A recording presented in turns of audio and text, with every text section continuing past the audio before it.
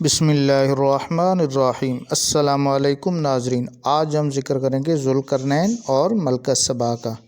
Video شروع کرنے سے پہلے تمام احباب سے گزارش ہے، اگر آپ ہماری ویڈیو پر نئے ہیں تو پلیز ہماری چینل کو سبسکرائب کر کے بیل کے آئیکن کو پریس کر دیں تاکہ اسی طرح کی ہر نئی آنے والی ویڈیو آپ تک پہنچتی رہے۔ جزاک اللہ۔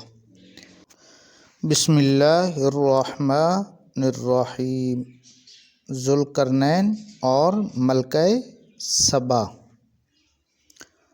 تبا ذوالقرنین ملک سبا یمن کی ملکہ تھی، جن کا دور 1000 قبل مسیح سے 900 قبل مسیح کے درمیان تھا۔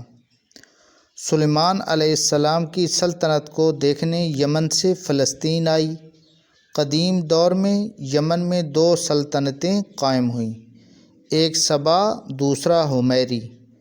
اس کی بنیاد رکھنے والا حارث الرئیش تھا۔ اس کے بعد شمر الرئیش بنا۔ حارث الرئیش نے سلطنت سبا کی بنیاد 1200 قبل مسیح میں رکھی۔ بعد ازاں یہ دونوں الگ ہو گئے، لیکن شمر الرئیش نے آ کر 840 قبل مسیح میں سبا اور حمیر کو ایک سلطنت بنایا۔ اس کے بعد شام پر اشوریوں پر حملہ کیا۔ اس وقت شام کا بادشاہ شلم نصر سوم تھا۔ اس کے بعد عراق ایران پر حملہ کرتے ہوئے یہ چین تک جا پہنچا۔ ان علاقوں کو فتح کرنے کے بعد واپس یمن لوٹ آیا۔ یمن پر تبع شمر الرئیش کی غیر موجودگی میں اہل سودان یعنی سیاہ فام افریقی لوگوں نے حملہ کر کے قبضہ کر لیا تھا۔ شمر الرئیش نے حملہ کر کے ان سب کو قتل کر دیا اور سودان پر حملہ کر دیا۔ تمام افریقی ممالک کو اپنا مطیع کیا اور سینگیال سے صحرائے اعظم تک جا پہنچا، جہاں وہ سمندر کے قریب کھڑا ہو کر سمندر کو ڈوبتے دیکھتا۔ اس کے متعلق کہا جاتا ہے کہ تبع شمر الرئیش کو تبع اول بھی کہا جاتا ہے، کیونکہ اسی شخص نے مشرق و مغرب میں فتوحات حاصل کی تھیں۔ اسیری بادشاہ شلم نصر سمیت چینی قفقاز پھر افریقہ کے علاقوں کو فتح کیا۔ انہیں تبا کو ازوائی یعنی زو بھی کہتے تھے۔ حمزہ اصفہانی لکھتے ہیں کہ تبا کے 26 بادشاہ گزرے ہیں اور آخری بادشاہ ذو جدن تھا۔ ذو نواس رسول اکرم صلی اللہ علیہ وآلہ وسلم سے کچھ قبل گزرے تھے، جنہوں نے عیسائیوں کو کڑے کھود کر جلا ڈالا، اسی لیے انہیں اصحاب اخدود بھی کہتے تھے۔ سیف بن ذی یزن یا زویزن رسول اکرم صلی اللہ علیہ وآلہ وسلم کی پیدائش مبارک سے قبل یمن کا بادشاہ گزرا تھا، جسے ابرہہ نے معزول کر دیا۔ اس کے بعد وہ کسریٰ نوشیروان کے پاس مدد کے لیے پہنچ گیا تھا۔ حضرت موسیٰ اشعری رحمۃ اللہ علیہ نے جب لخمی عربوں کے علاقے فتح کیے جو حیرہ عراق میں تھے، یہ لخمی قدیم یمن سبا سے تعلق رکھتے تھے۔ ان کے محل میں ایک کتبہ لکھا ہوا ملا، جس میں لکھا تھا کہ میں شمر الرئیش، جس نے شام فتح کیا، چین فتح کیا، شام سے گھوڑے کھینچ لایا۔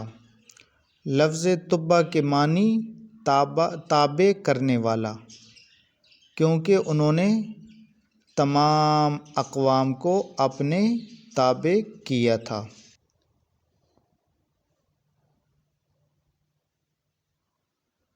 علامہ رازی اور مسعودی ذوالقرنین اور تبا کے متعلق لکھتے ہیں، یمن کے بادشاہ تبا نے بھی اپنے اشعار میں ذوالقرنین کا ذکر کیا ہے اور اس پر افتخار یعنی فخر کیا ہے، اور لکھا ہے کہ وہ قبیلہ بنو قحطان سے تھا۔ علامہ طبری اسلامی دنیا کے اولین مؤرخین میں سے ہیں۔ طبا کے اشعار یوں لکھتے ہیں: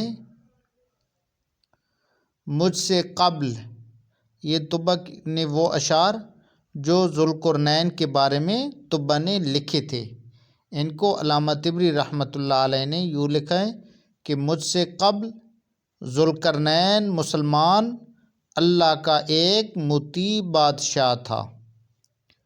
وہ مشرق اور مغرب پر قابض ہو گیا اور خواہاں تھا علم کے طریقوں کا حکمت والا رہنما۔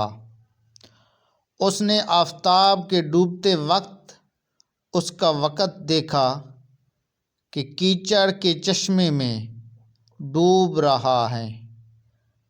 یاد رہے کہ طبا کم و بیش آپ صلی اللہ علیہ وآلہ وسلم سے 500 سے 600 سال قبل گزرا ہے۔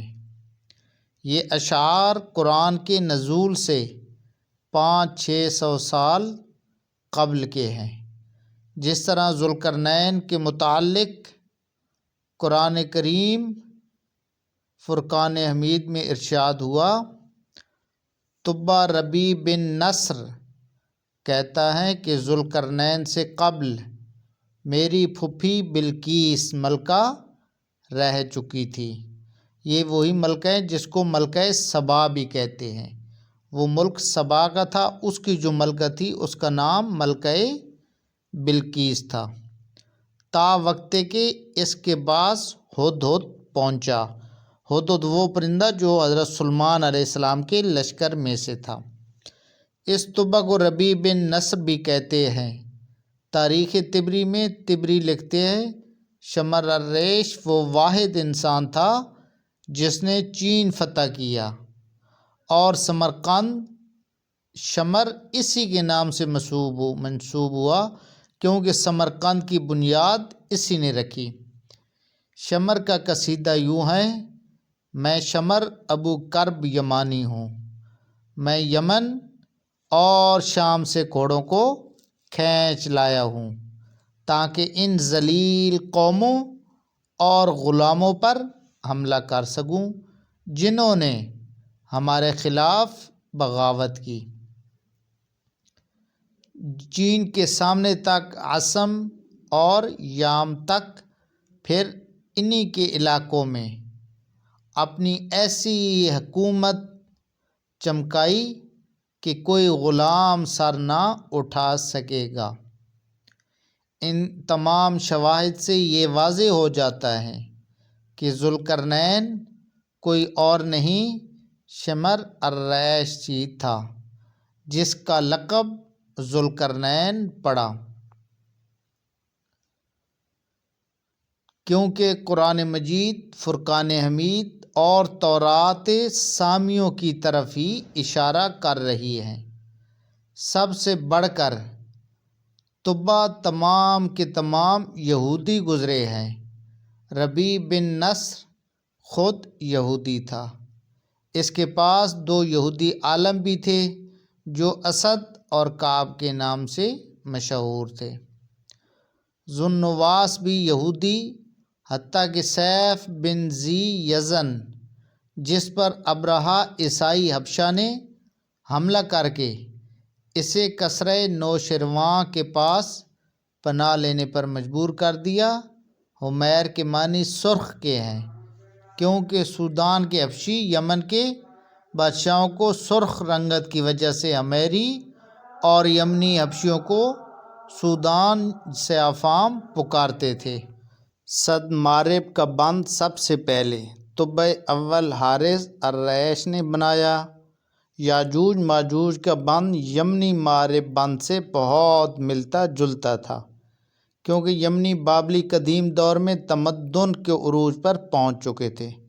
مستشرقین مغربی مورخین لکھتے ہیں کہ جب قدیم عرب جزیرہ نما عرب سے نکلے تو ان کے ہاتھ میں تلوار تو دوسرے ہاتھ میں تمدن تھا۔